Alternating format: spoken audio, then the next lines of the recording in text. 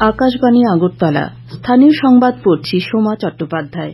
এখনকার বিশেষ বিশেষ খবর হল, চলতি সপ্তাহের মধ্যে মালবাহী ট্রেন চলাচল পুনরায় চালু করা যাবে বলে এনএফ রেলওয়ে জানিয়েছে। লোকসভা নির্বাচনের তৃতীয় দফার সরব প্রচার আজ বিকেলে শেষ হয়েছে। সারা রাজ্যে বজ্রবিদ্যুৎ সহ বৃষ্টিপাতের সতর্কতা। টিসিএ পরিচালিত সন্তোষ স্মৃতি ঘরোয়া প্রথম ডিভিশন লীগ ক্রিকেট প্রতিযোগিতা শুরু হল আজ থেকে। চলতি সপ্তাহের মধ্যে মালবাহী ট্রেন চলাচল পুনরায় চালু করা যাবে বলে এনএফ রেলওয়ে জানিয়েছে।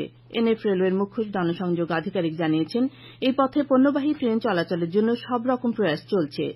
এদিকে রাজ্যে পেট্রোল ডিজেলের জন্য পেট্রোল পাম্পগুলিতে দীর্ঘ লাইন অব্যাহত রয়েছে। আজও আগরতলার বিভিন্ন পেট্রোল পাম্পে পেট্রোল ডিজেলের জন্য বাইক, স্কুটি, অটোরিকশা, ছোট গাড়ি, ট্রাক, বাস প্রভৃতি গাড়ির লাইন ছিল। ত্রিপুরা পেট্রোলিয়াম ডিলার্স অ্যাসোসিয়েশনের সভাপতি দেবাশিস মজুমদার জানিয়েছেন, আজও গুয়াহাটি থেকে সড়ক পথে ট্যাঙ্কারে করে রাজ্যে পেট্রোল ডিজেল এসেছে। লোকসভা নির্বাচনের তৃতীয় দফার সরব প্রচার আজ বিকেলে শেষ হয়েছে। এই পর্বে আগামী 7 মে মঙ্গলবার ভোট গ্রহণ করা হবে। 12টি রাজ্য ও কেন্দ্রশাসিত অঞ্চলের 93টি আসনে ওইদিন ভোট নেওয়া হবে। এর মধ্যে রয়েছে আসামের 4টি আসন, বিহারে 5টি, ছত্তিশগড়ে 7টি, গোয়ায় 2টি, গুজরাটে 26টি, কর্ণাটকে 14টি, মধ্যপ্রদেশে 8টি, মহারাষ্ট্রের 11টি, উত্তরপ্রদেশে 10টি, পশ্চিমবঙ্গে 4টি, দাদরা ও নগর হাভেলি এবং দমন ও দিউতে 1টি করে আসন। মুখ্য নির্বাচন কমিশনার রাজীব কুমার আজ বিশ্বের বৃহত্তম গণতন্ত্রের বিশাল নির্বাচনী প্রক্রিয়ার বিভিন্ন দিক সম্পর্কে আন্তর্জাতিক প্রতিনিধিদের অবগত করেন।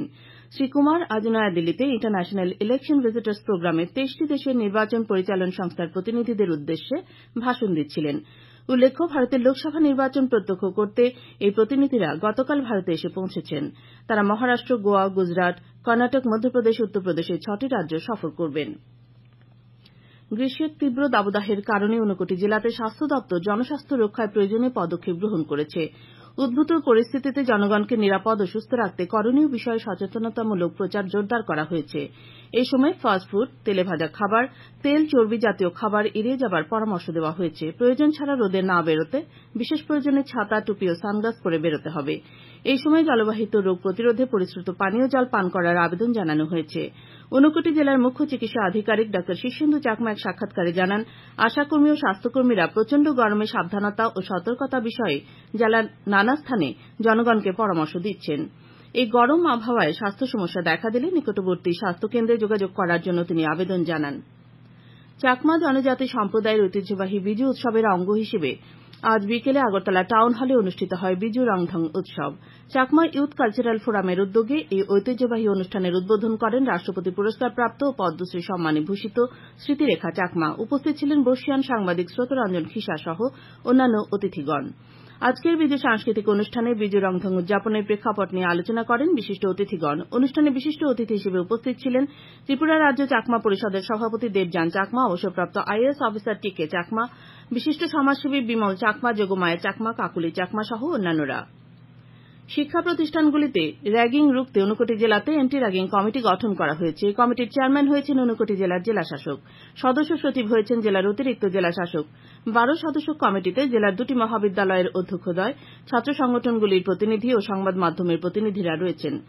বিশ্ববিদ্যালয় মঞ্জুরি কমিশন বা ইউজিসির চিঠির প্রেক্ষিতে ও মহামান্য সুপ্রিম কোর্টের রায়কে মান্যতা দিয়ে এই কমিটি গঠন করা হয়েছে বলে জেলা প্রশাসন সূত্রে জানা গেছে।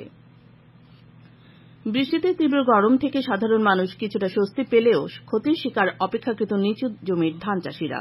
সোনামুড়ার ধলিয়াই, ঠাকুরমুড়া, বেজিমারা, রাঙামাটিয়া প্রভৃতি এলাকায় বৃষ্টিতে বোরো ধানের ব্যাপক ক্ষতি হয়েছে। বৃষ্টির কারণে ধানক্ষেত জলের তলায় চলে গেছে। ক্ষতিগ্রস্ত কৃষকরা সরকারি সাহায্যের আবেদন জানিয়েছেন। খোয়াইয়ের প্রয়াত সাংবাদিক মানস ভট্টাচার্যের বাড়িতে গেলেন বনমন্ত্রী অনিমেষ দেববর্মা। তিনি প্রয়াতের পরিবারের সাথে কথা বলেন এবং সমবেদনা জানান। শ্রী দেববর্মা প্রয়াতের পরিবারকে সর্বতোভাবে সাহায্য এবং সহযোগিতা করার আশ্বাস দিয়েছেন। উদয়পুর টাউন হলে আজ অনুষ্ঠিত হল হৃদয়পুরের নৃত্যধারা। রিফর্মিস্ট সোসাইটির উদ্যোগে আয়োজিত অনুষ্ঠানের উদ্বোধন করেন রাজ্যের বিশিষ্ট নৃত্যশিল্পী তথা সরকারি সঙ্গীত মহাবিদ্যালয়ের প্রাক্তন অধ্যক্ষা ড প্রদ্মিনী চক্রবর্তী। প্রধান অতিথি হিসেবে উপস্থিত ছিলেন সঙ্গীত নাটক একাডেমি আগরতলার ডিরেক্টর সহবানী নন্দী। এদিনের অনুষ্ঠানে রিফর্মিস্ট সোসাইটির শিল্পীরা পরিবেশন করে ভারতীয় শাস্ত্রীয় কত্থক নৃত্য, পরম্পরাগত লোকনৃত্য, ধামাইল ও রায়বেশে, রবীন্দ্র, নজরুল, দেশাত্মবোধক ও শচীন দেববর্মনের গানের সঙ্গে নৃত্যানুষ্ঠান। আজকের এই অনুষ্ঠানে জাতীয় ও রাজ্য স্তরের নৃত্যের পারদর্শিতার জন্য শিল্পীদের সম্বর্ধনা জ্ঞাপন করা হয়। অনুষ্ঠানের বিশেষ আকর্ষণ ছিল নৃত্য সঙ্গীত বিষয়ক মুক্ত কুইজ। এই কুইজকে কেন্দ্র করে দর্শকদের মধ্যে ব্যাপক উৎসাহ পরিলক্ষিত হয়। রানীর খামার রামকৃষ্ণ বিবেকানন্দ আশ্রমের সভাপতি তথা রাষ্ট্রপতি পুরস্কারপ্রাপ্ত শিক্ষক প্রয়াত পরেশচন্দ্র চক্রবর্তীর স্মরণ সভা আজ আশ্রমেরই একটি সভাগৃহে অনুষ্ঠিত হয়। এই স্মরণ সভায় ধলেশ্বর ও বিবেকনগর রামকৃষ্ণ আশ্রমের সন্ন্যাসীরা ছাড়াও বিভিন্ন আশ্রম থেকে আসা মহারাজ ও সন্ন্যাসীরা উপস্থিত ছিলেন। স্মরণ সভায় উপস্থিত সকলে প্রয়াতের প্রতিকৃতিতে ফুলমালা দিয়ে শ্রদ্ধা জ্ঞাপন করেন। উল্লেখ্য, গত 16 এপ্রিল জিবি হাসপাতালে পরেশচন্দ্র চক্রবর্তী শেষ নিঃশ্বাস ত্যাগ করেন। খবর শুনছেন আকাশবাণীর আগরতলা কেন্দ্র থেকে। দিল্লির মৌসুম ভবন আজ ও আগামীকাল উত্তর পূর্ব ভারতে ভারী থেকে অতি ভারী বৃষ্টিপাতের পূর্বাভাস দিয়েছে। আইএমডি আরও জানিয়েছে, অরুণাচল, আসাম, মেঘালয়, সিকিম, নাগাল্যান্ড, মণিপুর, মিজোরাম এবং ত্রিপুরায় আগামী 5 দিন বজ্রবিদ্যুৎ সহ হালকা থেকে মাঝারি বৃষ্টিপাত এবং সেই সঙ্গে দমকা হাওয়া বয়ে যেতে পারে। আগরতলা পার্শ্ববর্তী অঞ্চলের আবহাওয়ার পূর্বাভাসে জানানো হয়েছে, বজ্রবিদ্যুৎ সহ হালকা থেকে মাঝারি বৃষ্টিপাত হতে পারে। তবে উত্তর জেলা, ঊনকোটি, ধলাই, খোয়াই ও পশ্চিম জেলায় বজ্রবিদ্যুৎ সহ 30 থেকে 40 কিলোমিটার বেগে ঝোড়ো হাওয়া এবং সেই সঙ্গে ভারী বৃষ্টিপাতের সম্ভাবনা রয়েছে। রাজ্যের বাকি জেলাগুলিতেও বজ্রবিদ্যুৎ সহ বৃষ্টিপাতের সতর্কতা জারি করেছে আবহাওয়া দপ্তর। আজ দিনের সর্বোচ্চ তাপমাত্রা ছিল 35.6 ডিগ্রি সেলসিয়াস।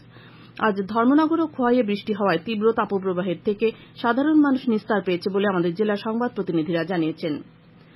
আজ ভোর 4:05 থেকে শুরু হওয়া 30 মিনিটের ঘূর্ণিঝড় শিলাবৃষ্টি ও বাজ পড়ার ঘটনায় সাব্রু মহকুমার 7টি বাড়ির ব্যাপক ক্ষতি হয়েছে। বিপর্যস্ত হয়ে পড়েছে বিদ্যুৎ পরিষেবা।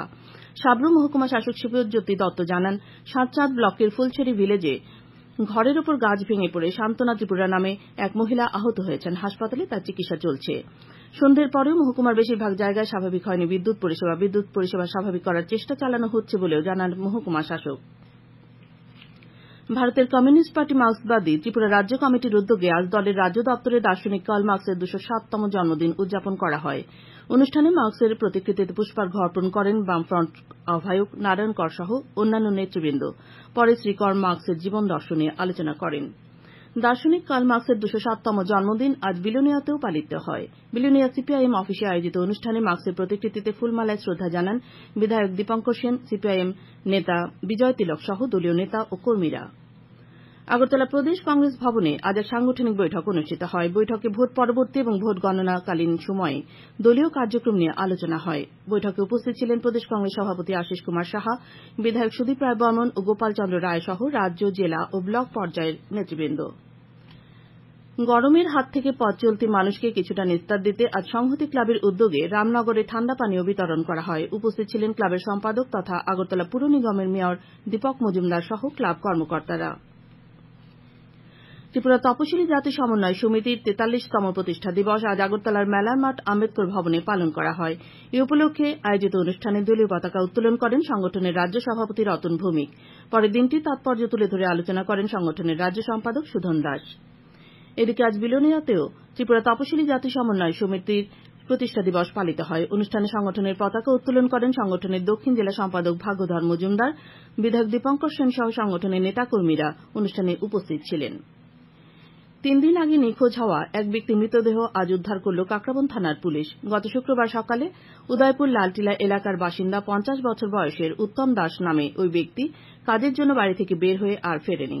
আজ সকাল 11:30 নাগাদ ওই ব্যক্তির মৃতদেহ লালটিলা এলাকার একটি জঙ্গল থেকে উদ্ধার করে কাকরাবন হাসপাতালে নিয়ে যাওয়া হয়। পুলিশ ঘটনার তদন্ত করছে।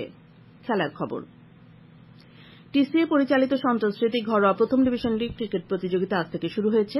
আসরের প্রথম দিনে অনুষ্ঠিত 3টি খেলায় কসমোপলিটন ক্লাব, হার্ভে ক্লাব ও পোলস্টার ক্লাব জয়লাভ করেছে। এমবিবি স্টেডিয়ামে অনুষ্ঠিত খেলায় কসমোপলিটন ক্লাব 5 উইকেটে ইউনাইটেড বিএসটিকে, নরসিংগড়ের পিটিএ মাঠে অনুষ্ঠিত খেলায় পোলস্টার ক্লাব 3 উইকেটে ওল্ড প্লে সেন্টারকে এবং নরসিংগড়ের টিআইটি মাঠে অনুষ্ঠিত খেলায় হার্ভে ক্লাব 162 রানে মৌচাক ক্লাবকে পরাজিত করে। শান্তিরবাজার ক্রিকেট অ্যাসোসিয়েশন আয়োজিত মহকুমার সিনিয়র ক্রিকেট টুর্নামেন্ট চ্যালেঞ্জার ট্রফির আজকের ম্যাচে দেশবন্ধু ক্লাবকে 6 উইকেটে পরাজিত করে জগন্নাথপাড়া প্লে সেন্টার। বাইখোড়ায় মাঠে প্রথমে ব্যাট করতে নেমে দেশবন্ধু ক্লাব 32 ওভারে 8 উইকেট হারিয়ে 218 রান সংগ্রহ করে। পরে ব্যাট করতে নেমে বিজয়ী দল জগন্নাথপাড়া প্লে সেন্টার 26.3 ওভারে 4 উইকেট হারিয়ে জয়ের জন্য প্রয়োজনীয় 219 রান তুলে নেয়। Tripura body builders and fitness অ্যাসোসিয়েশনের বার্ষিক সাধারণ সভা আজ আগরতলায় অনুষ্ঠিত হয়। সভায় সংস্থার বার্ষিক প্রতিবেদন ও আয় ব্যয়ের হিসাব আলোচনার পর গৃহীত হয়। এছাড়া সিদ্ধান্ত নেওয়া হয়েছে সংস্থার প্রতিষ্ঠা দিবস এ মাসে উদযাপন করা হবে।